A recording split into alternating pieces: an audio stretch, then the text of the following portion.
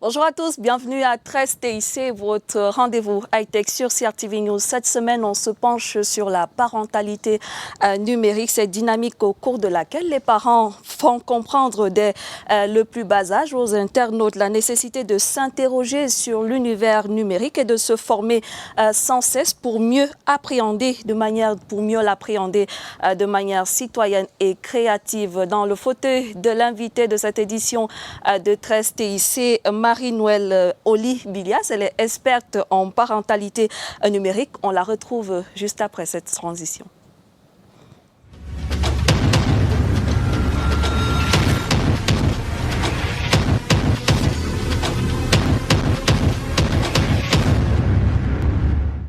Bienvenue à tous. Une fois de plus, madame, monsieur, vous regardez 13 TIC sur CRTV News. Je vous l'annonçais il y a quelques minutes seulement. Marie-Noëlle Oli-Bilias, elle est avec nous sur ce plateau. Bonjour, bienvenue. Bonjour Carmen, merci. Voilà, Marie-Noëlle, d'entrée de jeu, j'ai envie de vous poser une question. Est-ce qu'il faut éloigner les enfants des écrans quand on est parent à l'aide du numérique? Est-ce que c'est ça la solution? Bon, déjà, nous savons que nous sommes dans un environnement ultra digitalisé. Les maisons sont hyper bondées d'écrans. Donc, la solution à l'heure actuelle n'est plus de les éloigner des écrans, mais de trouver un cadre propice pour que cette utilisation respecte certaines normes et favorise le bon développement de l'enfant. Donc, on a des écrans, on fait avec, juste, on limite le temps, on gère les contenus, on en discute. Tout ça pour que l'enfant développe dans son esprit critique et les utilise de manière créative et profitable. Je vais toujours rester là-dessus. Comment est-ce qu'on peut être un bon parent à l'ère du numérique? Qu'est-ce que cela requiert en termes de savoir, de savoir-faire, de savoir-être? Qu'est-ce qu'il faut pour être un bon parent à l'ère du numérique? Déjà, comme je l'ai dit d'entame, il ne faudrait pas qu'on soit dans la dynamique de bannir les écrans ou de les obscurcir. Parce que, comme je l'ai dit, l'environnement dans lequel nous vivons actuellement nous y contraint. Déjà dans l'éducation même, avec la digitalisation des enseignements. Il est recommandé que les cours se fassent en ligne, que les enseignants et les élèves puissent être connectés. Du moins, l'environnement nous y pousse. Donc, en tant que parent, pour être parent à l'aide du numérique, il faudrait donc être au milieu. Pas tout totalement rejeté, pas totalement laissé faire avec. Donc, il faudrait être au milieu, comme je l'ai dit, être dans une dynamique d'accompagnement. Ce qui fait qu'en termes de savoir-faire, savoir déjà, les parents doivent s'intéresser à ce qu'est l'écran. Parce que quand on parle d'écran, il n'y a pas que la télévision, il y a aussi la radio, il y a aussi les smartphones, il y a les tablettes, il y a les jeux vidéo et tout ce qui va avec. Il y a les ordinateurs. Il y a les ordinateurs. Donc, on s'y intéresse. Qu'est-ce que ça propose en termes de contenu? Comme mon enfant hier, s'agit-il des jeux violents? S'agit-il des séries pornographiques? Il faudrait déjà s'y intéresser. Donc, cette culture-là permet aux parents de savoir déjà ce que son enfant consomme, quels sont ses attraits quand il est connecté, ou du moins quand il consomme ses écrans et tout ce qui va avec. Maintenant, en termes de savoir-être, le parent développe parce que le parent doit déjà être un modèle. Oui. Parce que mais la plupart de nos parents sont un peu analphabètes en termes de numérique. Justement. Comment est-ce qu'il faut donc Justement, gérer tout cela? déjà le parent c'est un éducateur. Donc, il est donc question aujourd'hui d'être dans une dynamique de recyclage.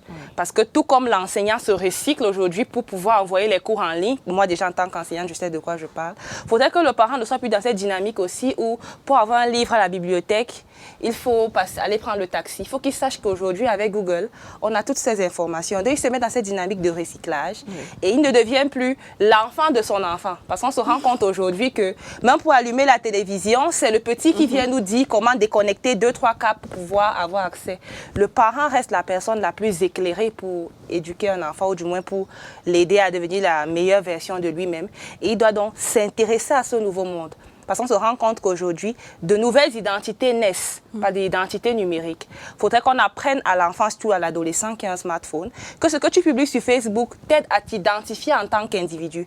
Donc, il faudrait que tu soignes ton image. Il faudrait que tu soignes les contenus que tu publies, les images que tu publies et tout ce qui va avec. Donc, le parent doit vraiment s'intéresser à ce monde, se recycler, parce que qui cesse d'apprendre doit cesser d'enseigner. Il faut qu'il soit à la page. Ah, tout simplement, il faut qu'il soit à la page, parce que ce n'est pas facile. Exactement, mais nous sommes en plein dans la période des vacances et ces enfants-là sont à la maison, les parents sont au travail, ils sont plus devant les écrans qu'avec leurs parents.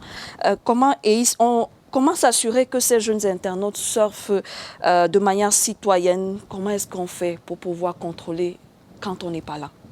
C'est vraiment compliqué parce que nous l'avons dit, vous l'avez dit, quand on n'est pas là. Donc, le parent fait juste l'essentiel.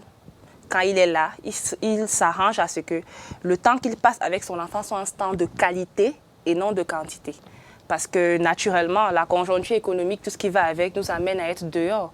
Mais maintenant, quand nous sommes avec nos enfants, qu'est-ce que nous leur laissons en termes de valeurs, en termes de conduite à tenir, en termes d'éducation? Parce que nous savons que nous n'éduquons pas pour nous, mais pour que l'enfant, dans la société, soit quelqu'un qui est vraiment à notre image. Donc déjà, le parent doit avoir un temps de qualité avec son enfant, ce qui fait que même quand il n'est pas là, il est sûr que le nombre de gaffes qui pourraient être commis quand même sera moindre. Donc, quand il est là, ça veut dire qu'il y aura quand même des gaffes. Il y aura des gaffes. Est-ce qu'il n'y a pas, par exemple, des logiciels ou des pare-feux qu'on peut installer sur leurs appareils pour limiter un peu un certain nombre de dégâts? Naturellement, il y a des logiciels de contrôle parental dont le parent prend déjà certaines dispositions.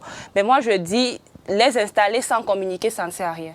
Parce que les enfants sont comme des génies. Ils vont trouver des moyens de contournement. Donc, il faudrait toujours communiquer avec eux, leur expliquer le bien fondé de cette installation. Pourquoi, à cet âge, tu dois t'intéresser à ça.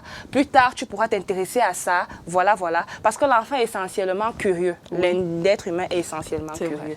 Si vous mystifiez, vous cachez, il ira chercher dehors. C'est même ça qui l'intéresse, voilà. ce que vous cachez. Il ira chercher dehors à quoi. Donc, du moins, il faudrait coopérer.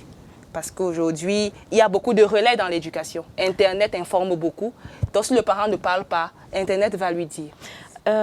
Oli Bilias, comment gérer le temps d'écran en famille? Comment est-ce que ça se fait, cette gestion-là?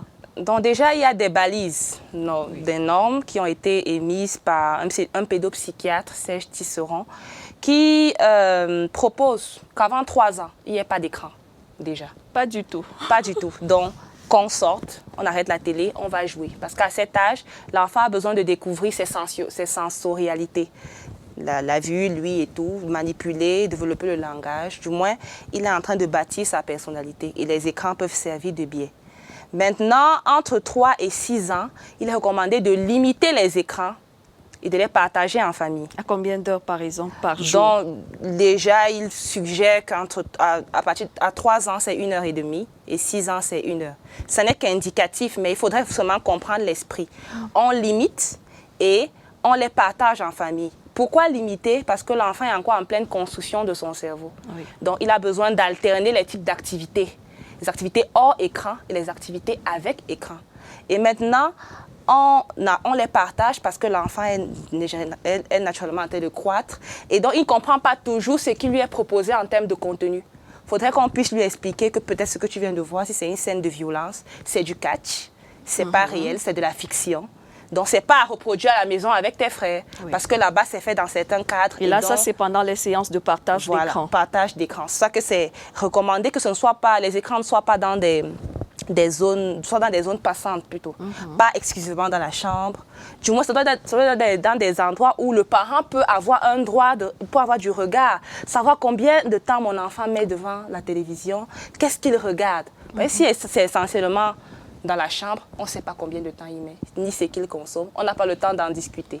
Donc, ça continue comme ça, de 6 à 9 ans. On demande de créer maintenant avec les écrans, comme vous avez parlé de la créativité tout à l'heure. Parce qu'il ne faudrait pas seulement être des consommateurs passifs, il faudrait aussi comprendre que ça peut être des outils de développement.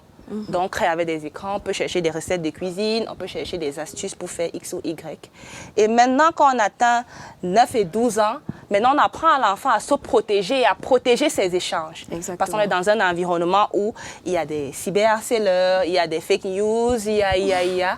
Donc, lui apprendre tout cela. Donc, c'est dès le bas âge que donc, ça commence. Ça évolue progressivement. Et après 12 ans, reste disponible parce que l'enfant reste l'enfant, il aura besoin de nous. Oli Bilias, avant de ressortir de cette édition de 13 TIC, récemment, CFI a rendu public un guide pratique, un guide des bonnes pratiques pour les jeunes internautes. Qu'en est-il au Cameroun? Est-ce qu'il y a un projet d'un guide pareil ou bien est-ce qu'on va juste comme ça à l'oubliette? Qu'est-ce qu'il en est pour notre pays? Déjà, en tant que membre de l'association camerounaise d'éducation aux médias, qui déjà fait naître un centre régional d'éducation aux médias et à l'information. Oui.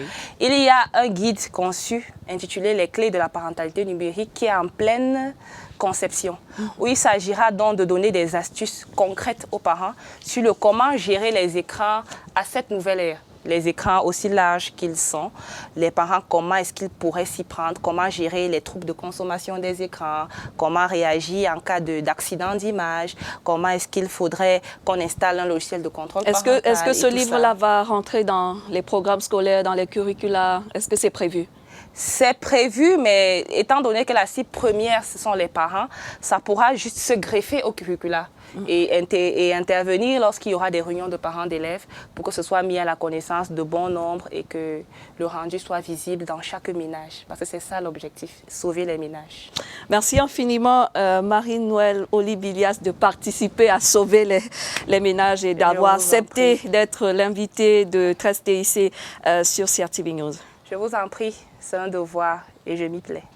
Madame, Monsieur, c'est la fin de cette édition de 13 TIC. Merci à vous d'avoir regardé. Prenons rendez-vous sur nos plateformes d'échange Facebook et Twitter pour partager et échanger sur l'actualité numérique. Restez connectés à CRTV News.